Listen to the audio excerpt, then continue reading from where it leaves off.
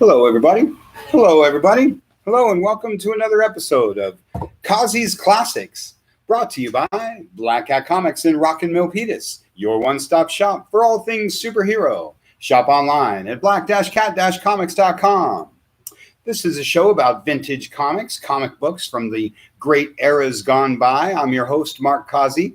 If you're interested in purchasing any of the books that we're going to be talking about this evening, open up another window, go to black-cat-comics.com. Left-hand corner has a drop-down menu. Click on Shop, click on Causey's Classics, and wait to hit refresh on that. When I say make it live, the book in my hand will magically appear on your screen, and that book will be available for purchase. If you want to purchase that book, go through the whole process, put it in your cart, check out, and buy that book, because if you just put it in your cart and Bob puts it in his cart and Bob checks out, Bob's going to get the book and you're going to be a little sad. So don't let that happen. If you're not interested in purchasing any of the books tonight, well, just sit back and relax. Enjoy casual conversation about classic comics.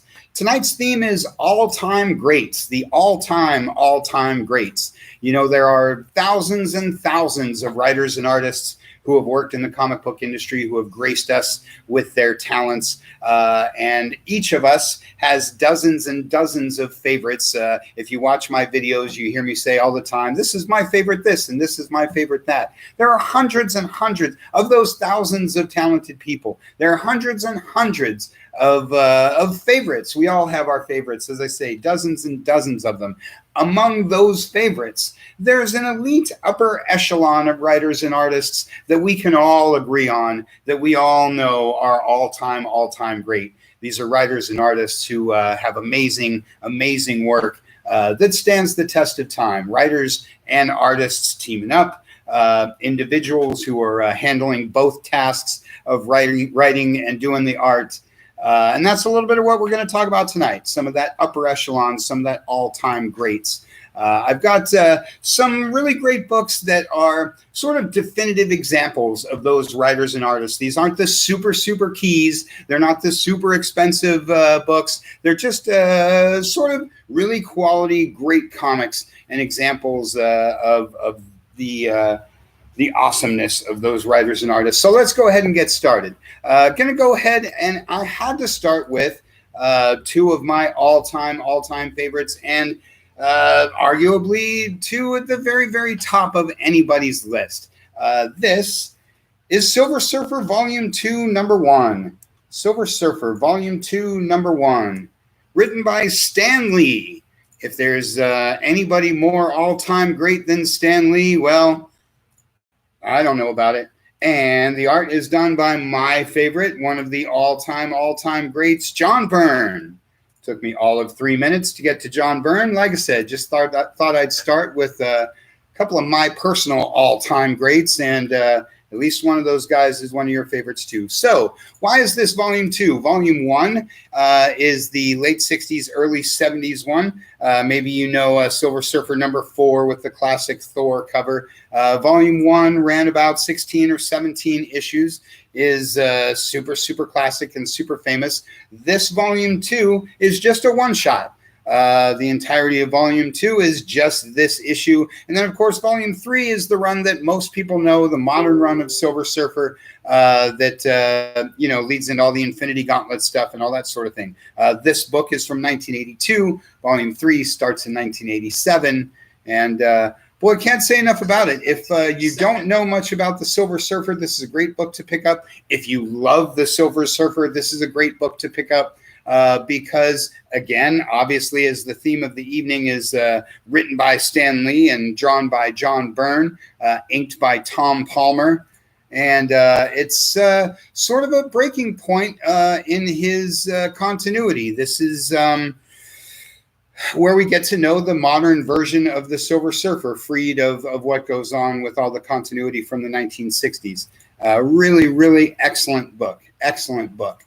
We've got it for $25. It's in great shape. I could go on all night just about this one. I really could, because I mean, like I said, Stan Lee, John Byrne. Should point out, so this book was done. Stan Lee wasn't doing a lot of writing in 1982. It was a pretty rare thing to get a book written by Stan Lee, and so when I was a kid, this book was really, really special because Stan was the guy who had written all the books back in the day. But like I said, it had been a long, long time since Stan had done any scripting. When this came along in 1982. Conversely, it's sort of the very peak of John Byrne's career.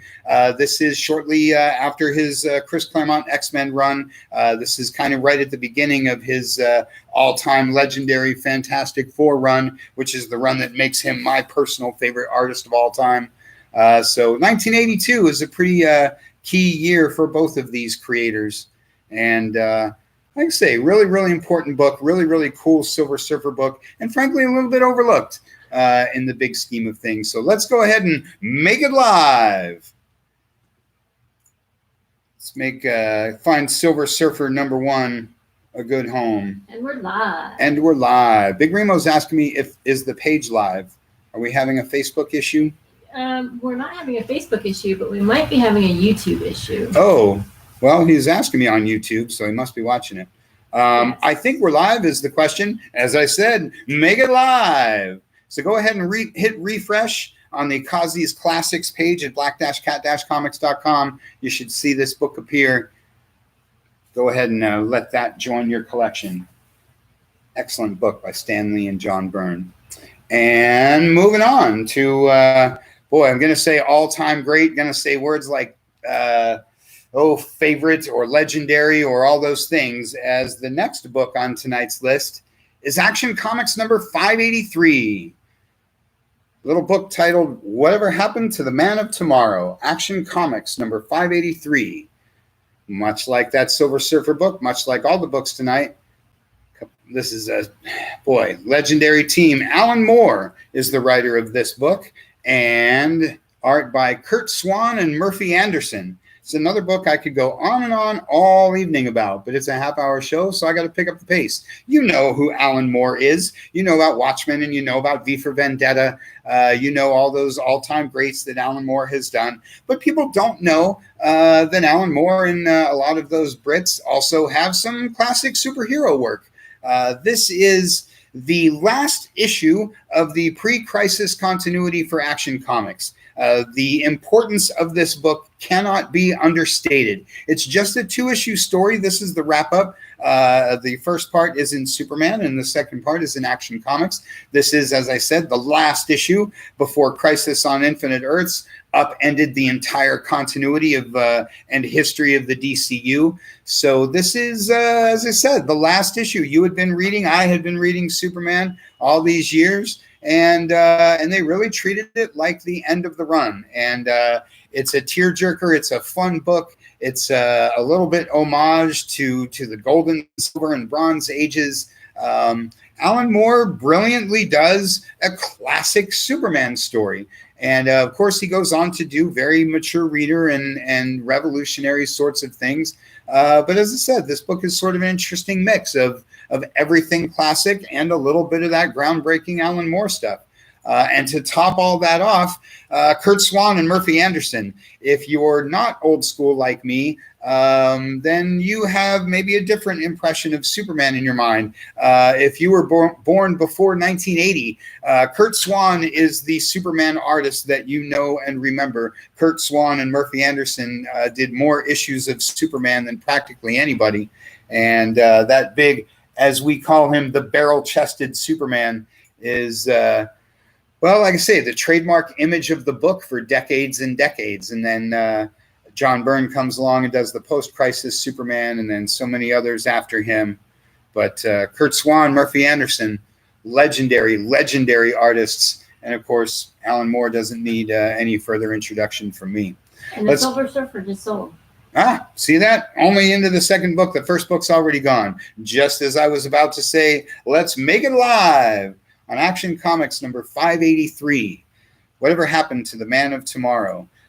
Coincidentally, I should mention that many years later, Neil Gaiman did something similar with the Batman books. It was Whatever Happened to the Caped Crusader. So And he good. did just 2 issues, just like this one, an issue of Batman and an issue of Detective.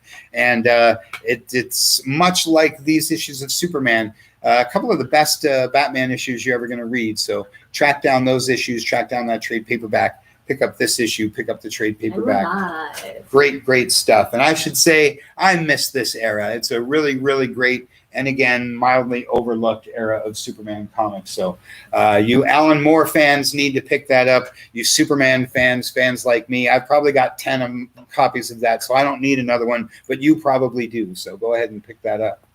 And we'll move on to book number 3, which is another Superman book. This is Crisis on Infinite Earths, number 7.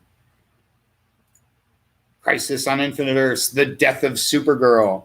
Boy, in 1987, there were, I don't know if there was a bigger book than this one.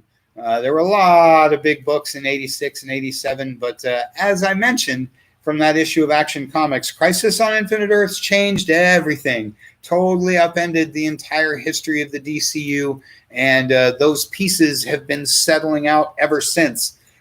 40 years later, we're still talking about Crisis on Infinite Earths. This is, as I said, probably the most important issue from the run at the time. The Flash issue has somewhat superseded it, I guess, as the years have gone on. But as part of this theme, tonight's theme, this book was written by Marv Wolfman and drawn by George Perez.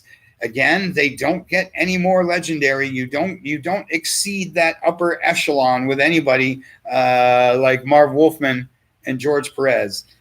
George Perez is second to none. He's an artist's artist. Anybody in the industry will tell you that they look up to George Perez both as a person and as an artist. Anybody in or out of the industry will tell you 5, 10, 15 George Perez books that are some of their favorite books of all time. Just off the top of my head, I'll name this one. I'll name Teen Titans #1, which was also written by Marv Wolfman. I'll mention Avengers 162, also drawn by George Perez. On and on and on and on and on I could go. As I say, everybody knows George Perez, loves George Perez. Everybody knows Marv Wolfman, loves Marv Wolfman. What's George Perez known for? Let's get up close and personal with that pencil work. This cover defines 2 things that George Perez is known for. One is the reality and the proportions and how everything looks like it should. But more importantly, look at all those characters in the background. Nobody does team books. Nobody gives you everybody in one panel like George Perez. And everybody is individual. Everybody has their own face, their own body type, their own costume. On and on I could go about the genius of George Perez. Anything that is definitive of comic book art is done spectacularly by George Perez. And similarly, there's a reason you give a book like Crisis to Marv Wolfman. There's a reason why you walk into Marv's office and you say, hey, we need you to rewrite 80 years of continuity and then establish something that we can write for another 50 years. That's cool, isn't it? And Marv's like, yeah, sure. Cut the check. I can do that. And he did. And Crisis is awesome. And this book has only gotten better over the years. Again, it's a half-hour show. I can't talk about everybody all night long, so let's keep going. Let's make it live. Crisis on Infinite Earths, #7. Just $25. I should point out, I could totally ask $50 for this book and get it and feel great about it. It's in beautiful shape. It's a super key book that only goes up and up. If you don't have all 12 issues of Crisis, start with this one. Pick up the other 11. Treat yourself to, the peak of 80s comics and the peak of greatness by 2 all-time legends. And we're live. Crisis, #7. Super great. Let me pause for a second and say, I've only got 6 books tonight. I'm talking about a few writers, a few artists. The list of this upper echelon that I'm talking about is, of course, much more lengthy than this. And there will be lots of folks saying, well, how come you didn't talk about Joe Kubert and on and on, Neil Adams and all these others? As I said at the beginning, we all have our favorites. We all have a list of all-time greats, but it's only a half-hour show. I can only find a few. So if I'm eliminating your favorite, then tune in at the end of next month, and maybe we'll get around to it. Post your favorite in the comments if I don't get around to that writer and artist. Let everybody in the wonderful world of social media start conversations about your favorites and your all-time greats. Perhaps a couple of those all-time greats or your favorites are a couple of guys, Len Wein and Bernie Wrightson. Another couple of creators that I could go on and on all night about. Yes. Crisis on Infinite Earths is sold out. Crisis is been and gone. A couple of people with some great taste. That Superman book's still there. Somebody needs to give Superman 583 a good home. Moving on to Swamp Thing number 5. I could talk all night about Swamp Thing. I could talk all night about Len Wein. I could talk all night about Bernie Wrightson. Oh, Bernie Wrightson. Let's get up close on that panel. If you don't know much about Bernie Wrightson, you got to pick up this book, and you got to pick up anything that says Bernie Wrightson. You can start with some Swamp Thing, move on to his Frankenstein work. A little like George Perez, Bernie Wrightson is unparalleled. There are lots of artists I'm talking about tonight, lots of other artists I could talk about, and they all have a great style. They all have something that makes them unique in the world of comics. But as I say, there are few who can even compare to the legendary Bernie Wrightson. The pencil work, the atmosphere, the emotion, the individuality, the settings. Again, a little like Perez, whatever it is in that you like about comic book art, whatever it is about comic art that is fascinating, Bernie Wrightson does that thing. He creates horror, he creates tragedy, he creates triumph. He does it all, and he does it with just the tightest pencil work you're ever going to find. So then he teams up with a guy named Len Wein. Len Wein's a little like Marv Wolfman. If there's anybody that can create brilliant stories that will stand the test of time, this Swamp Thing book, as you can tell from the 20-cent cover price, is a sweet 1974, 1975. But about 50 years later, you could read this book, and it still gives you the shivers, because Len Wein's that good. He did episodes of Batman the Animated Series. He's done 100,000 comics. He's done all kinds of things. He's one of my favorite writers because he's one of those guys. What's that? Oh, yeah, of course. He's got lots of X-Men credit and on and on and on. Because he's one of those guys that can take a character someone's never heard of, like Swamp Thing was a brand new character at the time, and make him fascinating. He can take that character that you thought was pretty lame and make him super awesome, because that's what the greats do. There's, the world of difference between good, great, and all-time great. And both of these guys, Len Wein, Bernie Wrightson, and then they team up, and magic was made in this series. And there's a reason why there's lots of other Swamp Thing series. Everybody always trying to get back to that special spark that these two had. So again, pick up Swamp Thing number 5. Pick up all the other Wein Wrightson issues in this run, and just treat yourself. You'll catch yourself not even reading it. It's the kind of book that you're just absorbing the artwork, absorbing the pictures, and then you've turned the page 6 times. You're like, oh, wait, I'm supposed to be reading this. And then you go back and you get sucked into the story, and that Len Wein story just grips you through 22 pages. I say, love these guys. Love everything they do. And again, check this out. Then Google those names, track those guys down.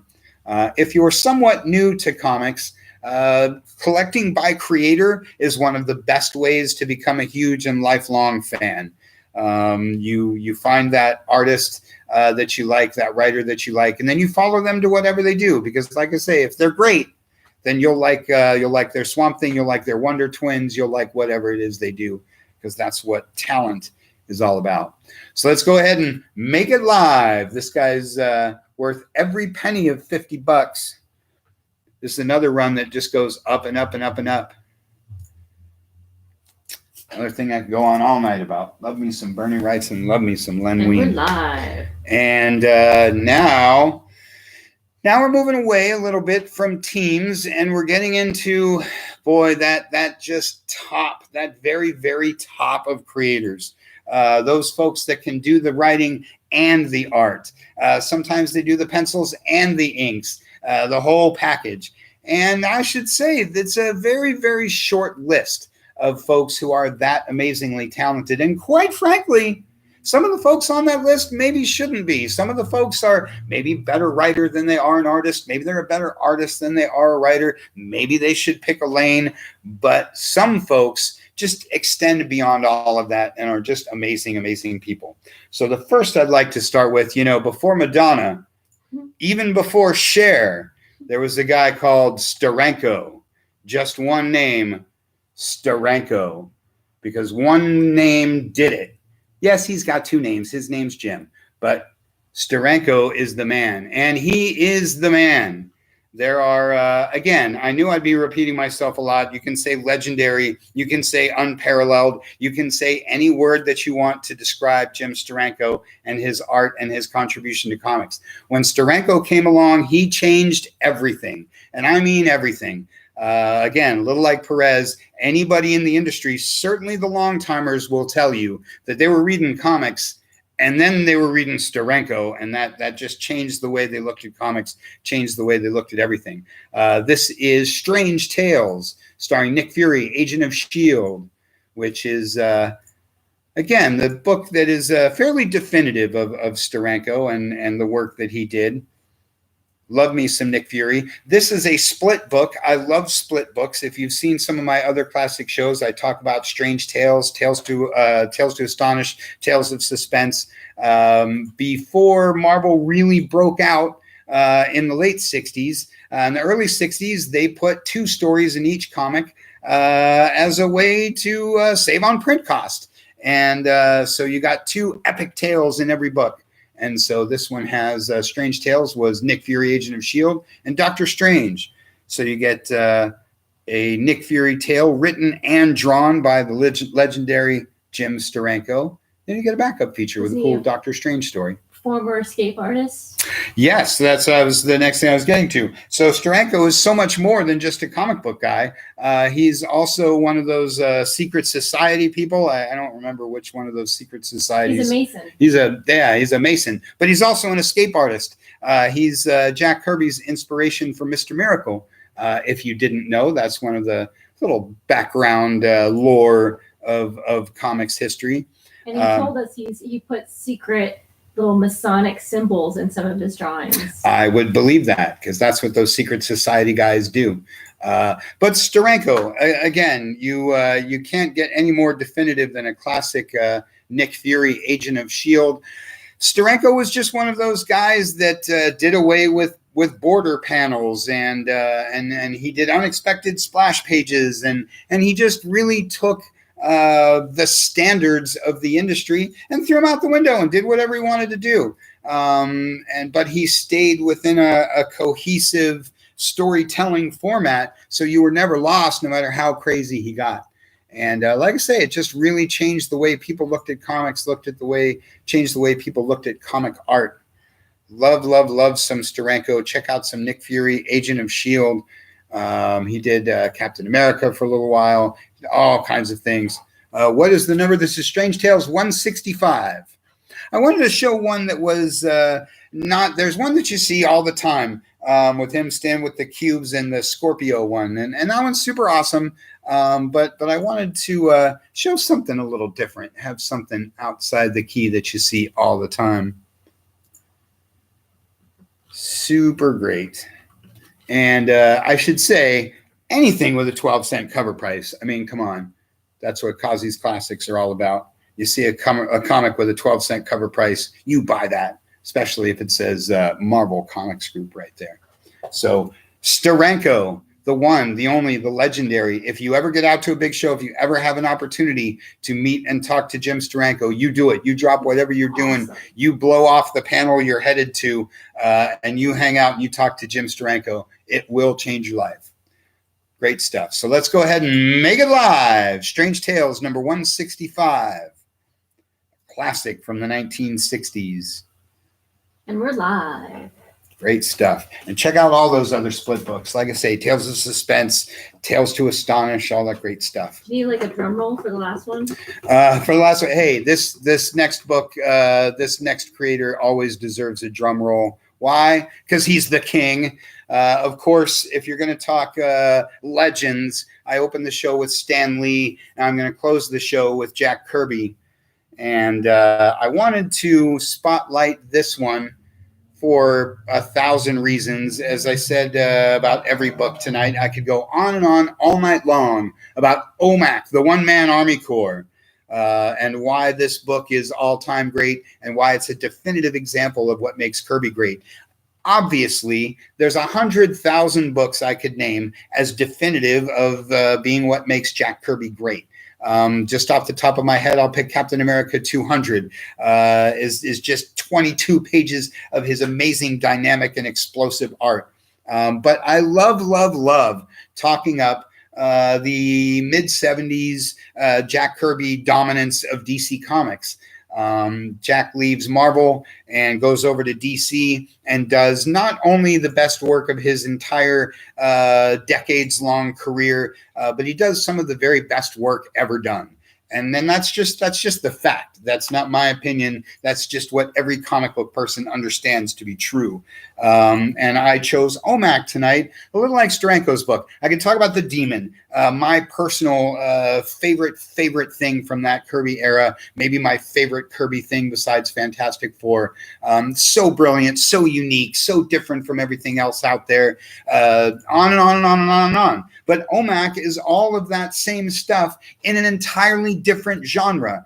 OMAC is mind-bending science fiction that's sort of masked in a superhero book, much like Demon is a classic horror fantasy book with a little element of superhero thrown in there, so DC wouldn't freak out. OMAC is a brilliant science fiction book with a little bit of superhero thrown in there, so DC wouldn't freak out. And when you read OMAC, it only gets more prescient. It only becomes more brilliant as time goes on, because we have these now. We have artificial people in boxes now. We have streaming, and we have, OMAC gets his power beamed to him from a satellite. You get stuff beamed to you from a satellite. It, like I say, only becomes more awesome. This was done 50 years ago, and it's just such a brilliant example of what made Kirby the king and what made him the greatest of all time. OMAC, the One-Man Army Corps. And this book is hugely underrated. It only ran about 18 issues. Again, compared to the New Gods and compared to the Demon and all these other stuff that Kirby's known for, this book gets overlooked, and it's underpriced and undervalued and overlooked. But if you're a sci-fi buff, if you love comics, if you love Kirby, you just have to have some OMAC in your stash. And like I say, I don't know, it probably doesn't have a movie coming. He's probably not showing up in Fortnite. But if you love comics, this book will blow your mind. And I truly mean that. Pick up this one because it's the first issue, then embark on tracking down the other 17. Because of all the people that I talked about tonight, of all the people that I could go on and on and on about forever, there's only one Jack Kirby, the king. Love me some OMAC, love me some One-Man Army Corps. Got it for $75. It's a steal. She's a really sweet copy. It's not as white as as white covers can get. White covers are really difficult, but other than sparkling whiteness, she's got it's just a beautiful book and an excellent comic. So somebody needs to give this a good home.